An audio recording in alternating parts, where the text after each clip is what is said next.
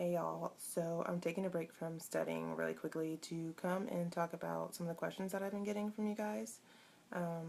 Those two questions have to deal with my CCRN certification and my hours and ICU experience.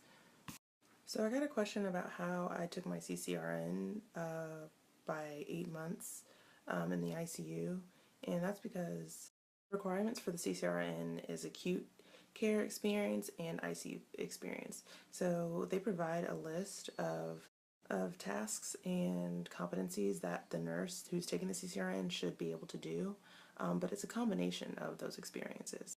So my first initial job was in an ICU step down, and I worked there for about 6-7 months, and then I transferred to the ICU. I don't exactly remember the number of hours that is required. I think it's 1,700. It might have changed, but I had enough by the time I sat. There are 2 things I did to pass that thing. It was not too bad. You just have to take the time to study a little bit and practice questions. Mind you, I took the GRE and the CCRN in the same month, so I was double studying, but you just have to make the time and you'll do it. But for the CCRN, I listened to the Laura Gasparis CDs. Gasparis? I don't know exactly how to say it. And then I did past CCRN questions. I did not read that book. Don't do it. Not to say it's not good, but you don't need to.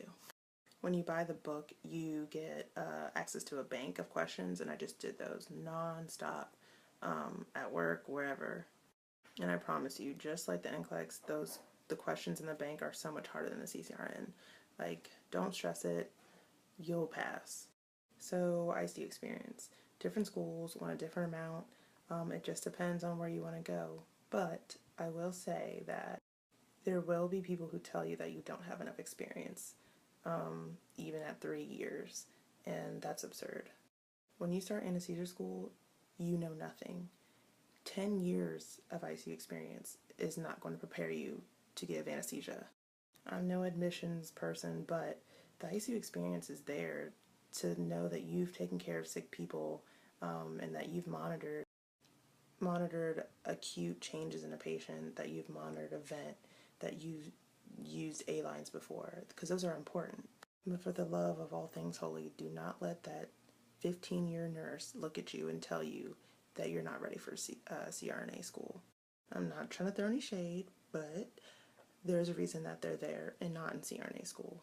So just do you and keep on pushing. But I think that's all for today.